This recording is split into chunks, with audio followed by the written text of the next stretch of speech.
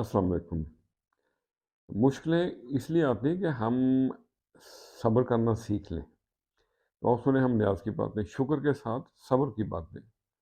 अपने अंदर झांको बीबा, राज रमूज की गहरी बातें।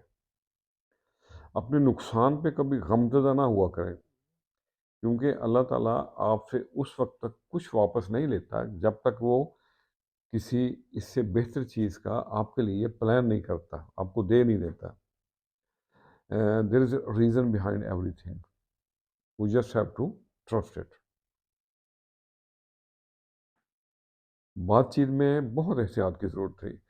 सोच समझ कर बोला करें। अल्फाज जो होते हैं ना, आपके जो लफ्ज़ हैं, अल्फाज हैं, वो नस्लों का पता करवाते हैं।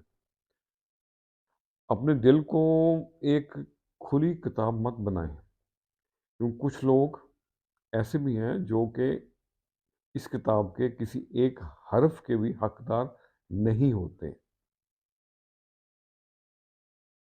और कीमत अगर कोई भी हो, आदमी अगर बिक जाए तो वो दो कौड़ी का नहीं रहता। तनकीद को कबूल कर लिया करें, लेकिन कि बेइज्जती को कबूल मत करें। किसी के बुरे वक्त पर हंसने की कोशिश मत करना, क्योंकि ये जो वक्त होता है ना, ये हमेशा चेहरे याद रखता है। और ये दुनिया जो है ना, ये मुकाफ़ात अमल है। अगर आज आप किसी के लिए एक पत्थर रखेंगे ना रास्ते में, तो आप अपने लिए कुछ अरसे बाद अपने रास्ते में एक बहुत बड़ा पहाड़ पाएंगे। ये जो मुखाफत की अमल की चक्की होती है ना, ये चलती बड़ी आहिस्ता है, लेकिन पीसती बहुत बारीक है। अल्लाह